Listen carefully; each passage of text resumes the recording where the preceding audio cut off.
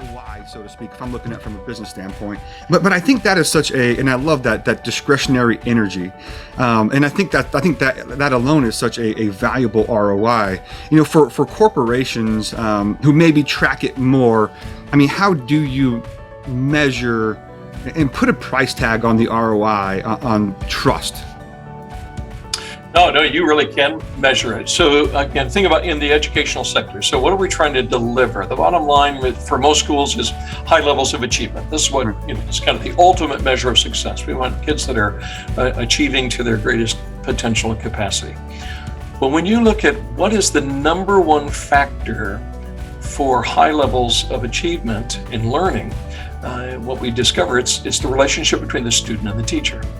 Right? So if there's a high level of trust between the student and the teacher, students get engaged in the learning, they find their own internal motivation, and we see high levels of achievement. Well, back that up. What is the number one factor then of getting teachers highly engaged in the classrooms? And what the research shows us, it's a trusted relationship with their supervisor.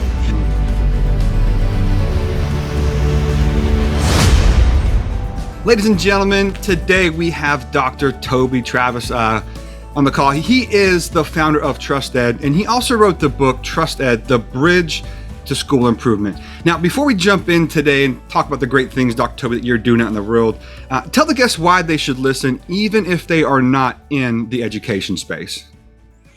But listen, we know that 70% of school initiatives fail. What's interesting, if you look at business research, 70% of new startups fail, 70% of initiatives of improvement in existing businesses fail. That stat holds whether we're talking education, entrepreneurship, or established corporations. And what we find is when you're looking at the answer to the question, why do the majority of initiatives fail? It's all about execution. And why does the execution fail? That's all about leadership. And so that's why they should listen is, okay, how do we reduce those numbers on school improvement, business launches, business improvement? It really all comes down to trusted leadership. Absolutely. No, and I love that because I mean, I really do feel like, that leadership really runs everything. I mean, when you talk about schools, and I know you're big in the education space there, in the education space, but also, when I'm talking a manufacturing business down the street or a nonprofit, the local church, whatever it may be, the leadership is really what kind of holds people together. I mean, why do you think trust is really that linchpin? Well, I mean, again, we're talking relationships, organizations, products. These are all trust issues. Think about it. We buy the food we buy the car we buy, we get involved in organizations and communities because of trust. It is that element. I mean, life it's all about relationships. And the faster we understand that, the more speed in our level of success, however you want to define success. It really comes down to relationships. You almost quoted, John Maxwell's famous quote, "Everything rises and falls on leadership." And it's absolutely true. And what I've discovered and seen is so many organizations fail to assess their trust levels. They fail to have intentional personal and professional development plans to ensure that trust is being developed, maintained, protected, restored when necessary. And if you skip over that essential element of how organizations work, it doesn't matter what you're going to do. You're going to be frustrated and you're going to be disappointed. No, I guess when you're looking at so when you work with the organizations, and I guess, just to kind of set the stage, you work primarily in the education space. Now, do you primarily work with public schools, charter schools, private? Any school at all? Everything. So my background is predominantly, working in private and international schools, but my work is with public, charter, proprietary, really any kind of setting of school. And I've also worked with nonprofits. I've had the privilege of really helping and supporting a number of amazing organizations and schools in distress and developing parts of the world. Very, very challenging, but very, very needed. So yes, but primarily my work has been in the education sector.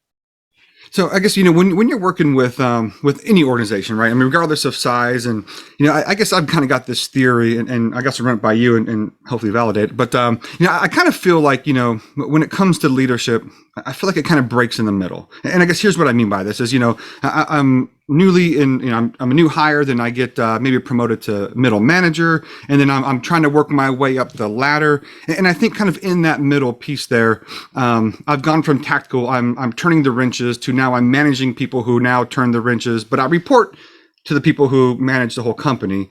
Do you feel like, when you're talking the trust, do you feel like there's a certain place in the organization hierarchy where it breaks down the most? Is it the CEO, we just don't trust him or her? I mean, where do you feel like the trust is really the hardest to gain and to maintain in an organization? That's a really good question. I think actually it really comes down to what is the organization's paradigm of operation. Mm-hmm. And you just use that analogy of climbing the ladder. Like we come up the organizational chart. Part of the work that I do with boards is I will ask them, okay, bring your org chart to our session. And so typically, you've got the board of directors, you've got the CEO or the superintendent, then you've got your division level leaders, and down it goes. And in a school setting, it gets down to teachers down here someplace. And what I do is I take that and I literally invert it. And I say, okay, paradigm shift. I'm currently a superintendent, and what's my primary role as a superintendent is not to be the boss. Gotcha. My primary role is to be a support personnel for my principals. Mm-hmm. So that they are successful. And then the model should be their role is to be a support, for those that they are leading.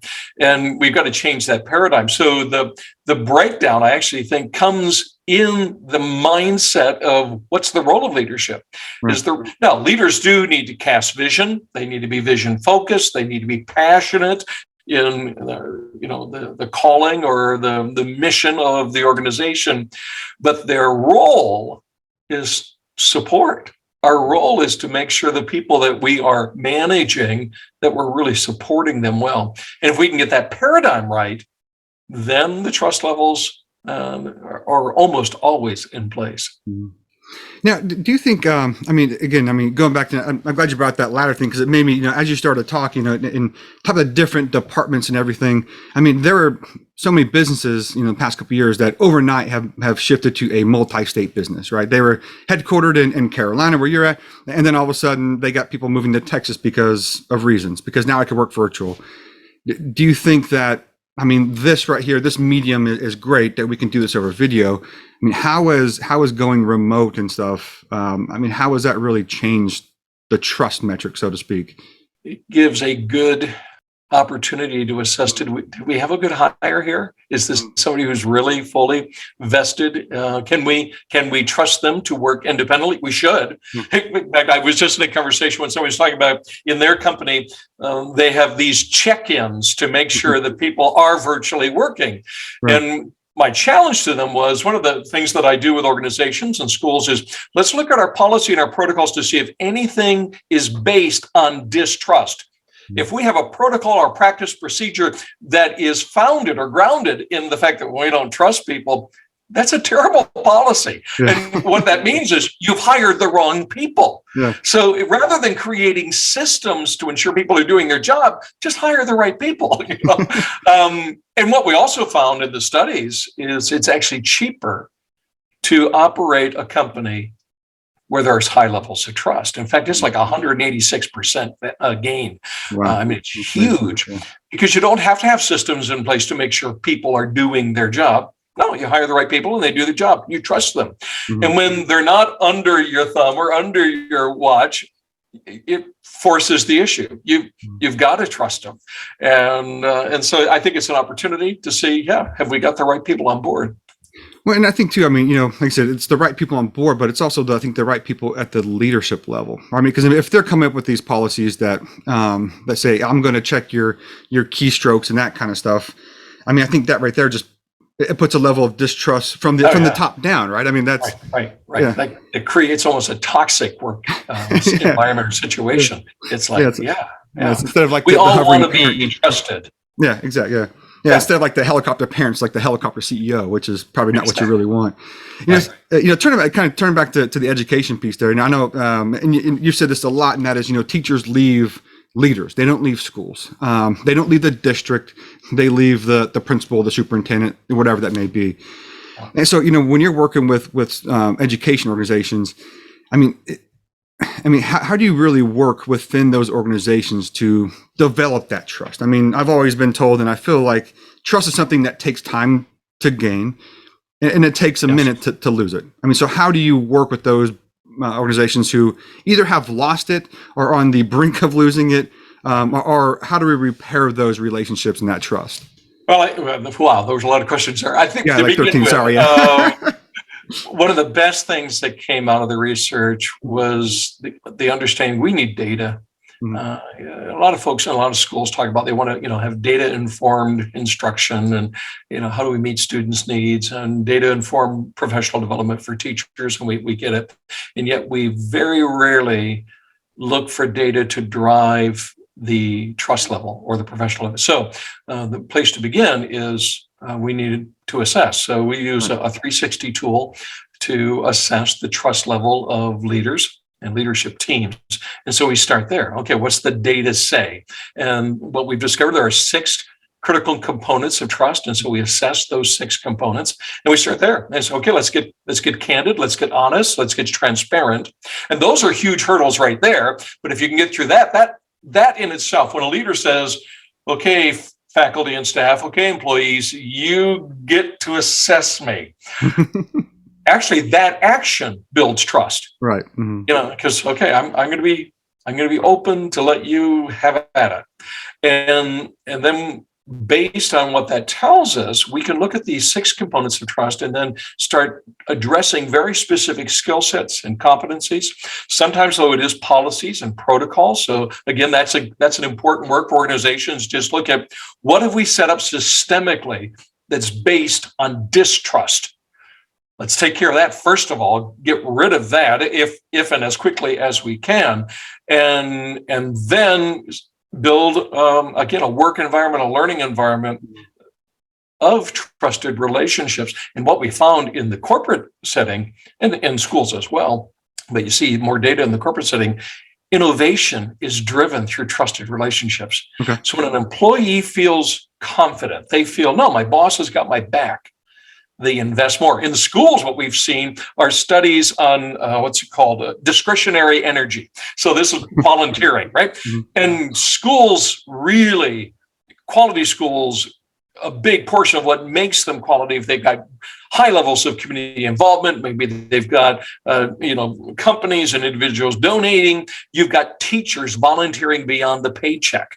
Well, with schools where there are high levels of trust, you see high levels of discretionary energy being invested into the school. One indicator we were talking about with another school administrator recently was a good way to do just an informal assessment of the level of engagement and trust in your campus is, let's say your school day ends at 3:00. Go walk the building at 3:15 or 3:20. If it's a ghost town, tells people you are not engaged. They don't trust your leadership. But if that place is buzzing with teachers working together, doing collaborative sessions, people preparing their rooms to be extra visible or visual for the learning for the following day, highly engaged people are volunteering extra time, that usually is a good indicator. No, we've got a trusted environment going on here.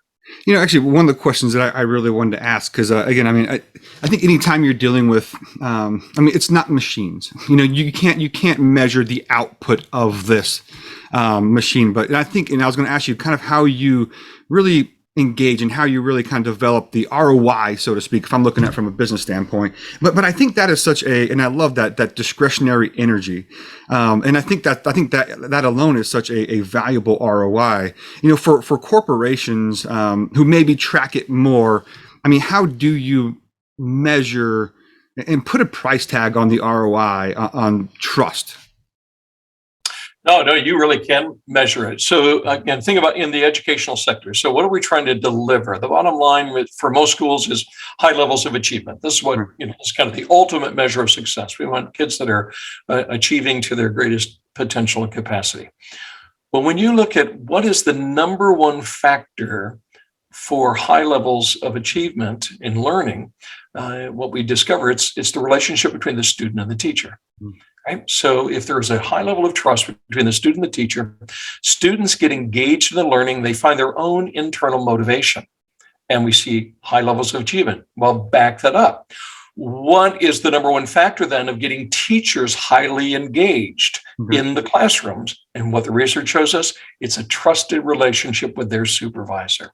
So whether it's their division coordinator or a principal, that is the number one factor of teacher engagement. It's the same thing as we see between students. So we've now seen through the research, there is a direct correlation or connection, if you will, between trusted principals and student achievement. In the corporate world, again, just like I was just citing the innovation research, you see it in the bottom line as well. When there are high levels of trust, people work better. They work faster. They engage more. They get more creative, and whatever the end product is of that organization or business. No, you see this is why Dustin, Fortune 100 and Fortune 500 companies, almost all of them have on their budget line somewhere continual PD of their leaders. And the idea here, and that PD is usually focused on how do we increase our trust level with our employees. And I had the opportunity a few years back. I don't know if you're familiar with the work of David Horsager. Wrote a wonderful book called Trust Edge, went number one in the Wall Street Journal a few years back. I got to sit in on one of David's trainings, and here's all these Fortune 500, mostly I think HR people were in the room, and I was administrator of an international school at the time, and I'm looking at what they were investing. I got to be there on a scholarship, and I know they were investing thousands of dollars to be in this room for a couple of days to get trained on how to ensure they had high levels of trust. Corporations, those who are really doing well, they know the importance of investing in this. And it's critical, whether it's a mom and pop shop, whether it's a private school, public school, charter. This is the issue. And if we skip over it, you can, your parents were educators, right? Yeah, they're both retired high school teachers. Yep, absolutely. The common complaint of teachers is, we're always trying something new. Well, there's two sides to that. One is we are a learning institution. We should always be trying something new. Learn and try, right. We're continual learners. The flip side of that, though, is what I cited at the beginning. 70% of those initiatives fail. No wonder teachers are skeptical. But why do they fail? Because leaders are not doing, and boards are not doing, the critical, important work of ensuring high levels of trust between those superintendents, principals, coordinators, and the teachers. And I think, one of the things you brought up there is that you went to this conference, and of course they're dropping tens of thousands of dollars to go to this thing, and they're learning. But one thing you said there, I think is really important. That is, you said you looked around the room and most were HR people. Now, typically, HR, human resources, is thought of it's a soft skill, right? I mean, it's the company T-shirts and barbecues and that kind of stuff, huggy, and then an exit interview when things don't work out. I mean, do you feel like HR maybe bought in, but what about the rest of the departments? What about the rest of the executives? I mean, like the CEO, the CFO, the COO. Do you feel like they are bought in, or if I'm out of school, it's the administrator, the down to the bookkeeper? Do you feel like the rest of the executive staff is really bought in as well? Well, again, in environments where you see high levels of trust, yes, they are. Okay. I mean, look at the work Jim Collins does. Mm. And you read about his level 5 leaders. What are these guys doing? I mean, this is the issue for them. He talks about how level 5 leaders, which is, the top and highest producing, they are passionate about the mission. So they're mission focused and they're humble. These are men and women who understand, this is about a team. It's about me supporting this team. And what's that support look like? It's engaging in high levels of trust. You're extending trust, and trust is returned. So in those environments where that's not happening, that's where you see the problems. And just for clarification, that's actually most of my work is with the CEO level. Right. So I very rarely am speaking or consulting or coaching HR folks. It is business owners, it's boards, it's superintendents. And I feel like that's probably where it should be. I mean, like you need that leadership buy-in. Right. You need the big boss man or lady to come down and say, this is what's important. Well, again, come back to that execution problem in improvement initiatives. One of the biggest things that we find is if leadership doesn't own the change, right. It's not going to happen. So you've got to have that support, from the leader at the very bottom, and then that support goes on up to the teachers or to the employees. That must be there, or the execution is not going to be successful. When you're looking at different education, I mean, public, charter, private, religious, whatever it may be, do you feel like, and again, I mean, I don't want to generalize too much, but do you feel like there is a difference when you're working at each of them, called a starting level, a midpoint, endpoint, where they start with trust? Is there one sector that's maybe doing better than the other, and if they are, why? No, I don't think you could classify it by sector. Now, every sector has its own challenges, right. Has its own context. One of the things that I talk a lot about is that every school campus is unique. So when we're looking to solve problems or correct trust issues, or even launch whatever the initiative may be, we need to make decisions at the campus level. One of the great problems that division administrators have is they're trying to seek equity amongst all schools, and so they're trying to think, systemically. The problem is every school campus is different. Right. And the profile of students, the families, the context, the faculty, the staff, and so when you're trying to make decisions that are good for the whole division, well, it's well intended. But it usually backfires because really those decisions really should be made. And this is true in the business world as well. And I've had this conversation with corporate owners who talk about, no, decisions, you can identify values, you can identify kind of shared goals, but how it's played out, what that best practice looks like needs to be contextualized to the local situation. And you need to let the locals be the authorities in identifying how that's done. When that happens, boom, you get engagement, people own it, and you see success. But the larger we get, the more intentional we've got to get about ensuring the implementation and how these goals and best practices are implemented is determined by those local leaders.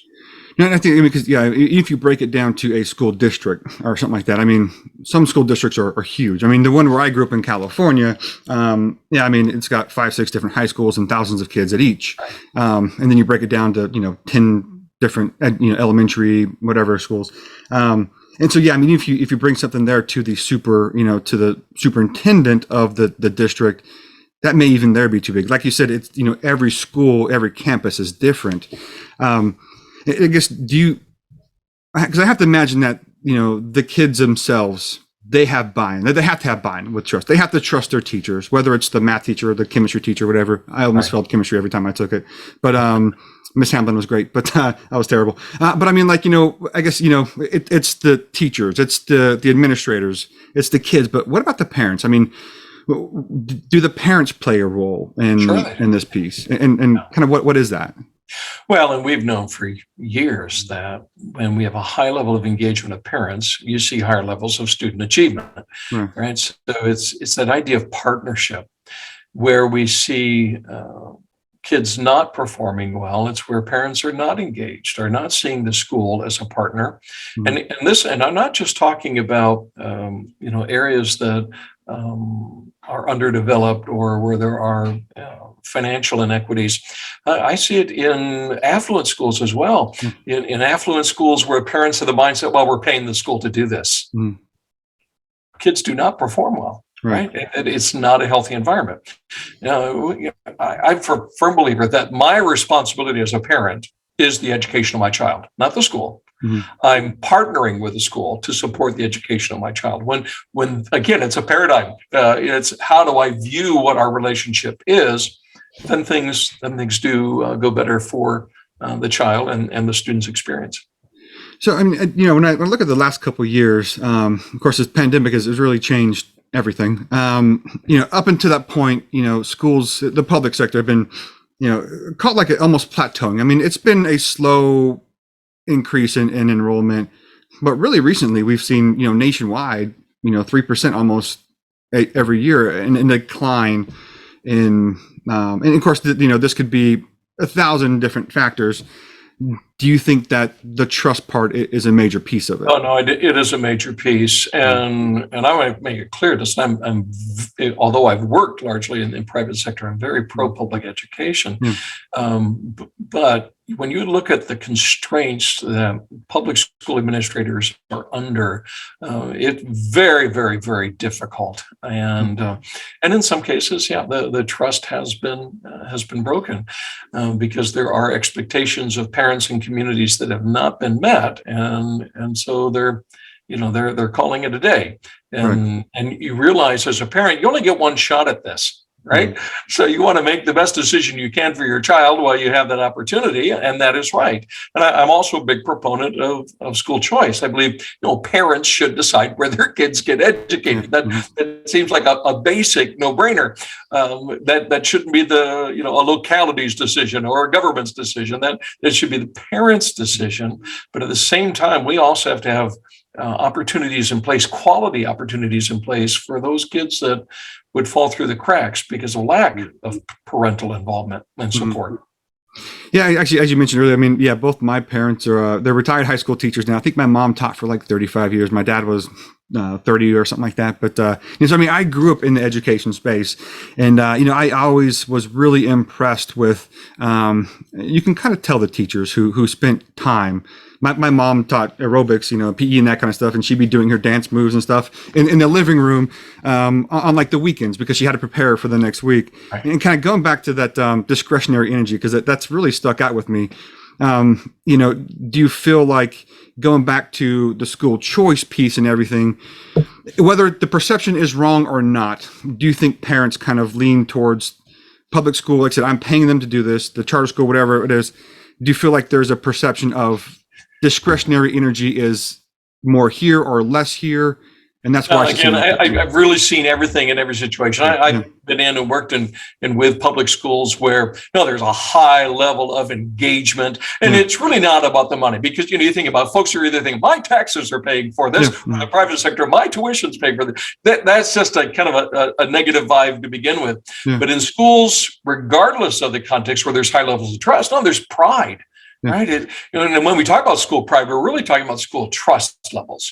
And so when you see that pride and investment in, I went to Montrose High School. I'm proud of my school. It was a public school, but it was because there were great people who I trusted, my parents trusted, and we engaged in the school community. That is not dependent on private, public, parochial, or Christian. It's the level of trust that you have. It's campus dependent. I mean, it's really, every campus. Again, it comes down to the individual school campus. Yes. Yeah. So I got to kind of break down a little bit, just ask you a personal question here. So, and it's okay if you're not being modest, because I hope you're not. But but how cool is it to actually write a book that Forbes calls the best of the month, best book of the month? You actually, I think it was nominated for Book of the Year by the Magic Pen. Like, how cool is that? It's pretty cool, pretty unexpected. Getting in Forbes 3 times in a month, that was like, wow. I'm very humbled and honored, and and glad that it's resonating, because it's so critical, Dustin. This is critical work. I really believe that education is in a time of reformation. This is the pandemic has really flipped a switch for us. I think we're in still for some really rough days ahead in education, but I think in the end, Lord willing, we're going to see a much, much better opportunity for the students of the future. And business has known it for decades that this is a critical issue. What I hope to add to that conversation is another tool for assessing trust and for developing action plans that really make a difference in creating positive work culture and reaching mission fulfillment and well-being at the same time. I think it's great. Again, I mean, congrats on the huge success with the book. I mean, I understand, writing a book is it's a process and not always an enjoyable one. So thanks for toughing that out. So, when you were writing that book, was there a couple topics that you can kind of share today, maybe one or two, whatever, that you really wanted to make sure that your readers got away from? I mean, like when they read this book, it's like, these are the two most important things that I took away from this book. Well, number one, that trust, although we often refer to it as a soft skill, is really anything but. There are intentional practices, behaviors, competencies that we can assess, we can learn, we can develop. And for example, listening. Listening is a skill set. It's one that I had to listen or learn, Dustin. I in my younger years, I wasn't a good listener. I was one of those guys that was, always thinking about the next thing. And I've had to create a discipline, and I share that story in the book of a little acrostic that I created to have in my own mind to practice, so that I was actually really authentically listening. But it's a skill set to be developed, and when developed and implemented, it increases trusted relationships.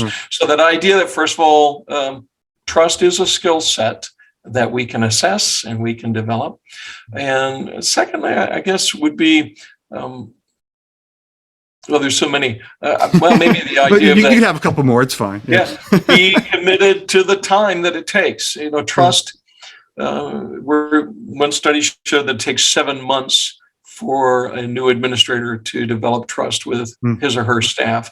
And that's just a kind of a cursory level of trust. It takes time. And so be in it for the long haul. The restoration of trust. And sometimes, as an administrator, you come into a school or into a business and you inherit problems. You inherit broken levels of trust between employees and administration.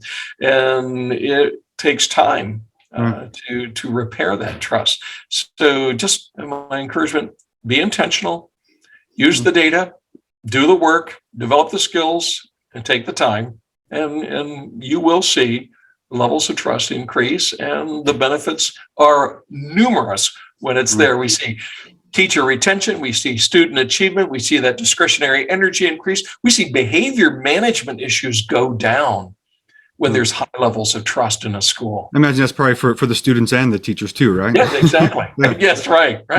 That's true. That's awesome. Well, hey, look, I do want to be respectful of your time, Dr. Toby, because I know you got a lot of things going on. You do some amazing things there. So just really two quick questions here. Actually, maybe not quick, but I guess you mentioned, I may inherit some problems. I may step into it as an administrator or, a new management role, whatever, in business, whatever.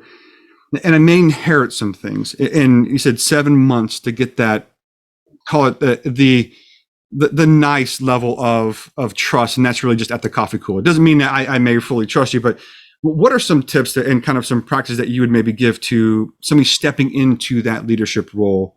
How can I, maybe not on day one, but how can I shorten that 7 months? And how can it be more impactful to where I get that full trust, not just I trust you because you have a title and a rank? Right. No, exactly. So when I'm coaching administrators, one of the things that we'll talk about is I'll ask the question, what can you promise your staff and deliver on in the next few weeks? Because really trust is developed by making promises and keeping them. And so just setting some very short-term goals of what can you put out there and deliver on, and then do that consistently. So it's, what problems could you solve? What policies could you modify? What wins could you give your faculty and staff? Right. And then do it and carry through, and then do it again, and then do it again, and then do it again. And so it's really as simple as make promises and keep them. And what you'll find is things start to get better rather rapidly. Good. That's awesome. Well, again, Dr. Toby, thanks so much. The last question I do have for you is whether in the education space or a business, whatever, trust is vital. And if people want to get in touch with you, what's the best way to do that? So then you could help them with the organization, whether it's education or not, to develop that trust and that leadership within an organization. What's the best way to get in touch with you? Yeah, thank you. Well, you can always just Google my name. That's one way to do it. Trustedconsulting.org is my website, and you'll find links to articles and videos and that sort of thing there. The book, Trust Ed, The Bridge to School Improvement, is on Amazon. And so that's available in Kindle and print. We actually have a Spanish version coming out very soon. The book's on Amazon. You can find me, again, at trustedconsulting.org, or just Google my name, Dr. Toby Travis. I'm on LinkedIn. You can find me there, and happy to connect and help folks as I'm able. Well, awesome. Well, Dr. Toby, I really do appreciate your time here today, because I know that this is such a huge topic. And thank you so much for spending the time today to walk our guests through just how trust, it ain't easy, but it's definitely worth it. Thank you so much, Doctor, for your time, and thanks so much. My pleasure. Thank you, Dustin.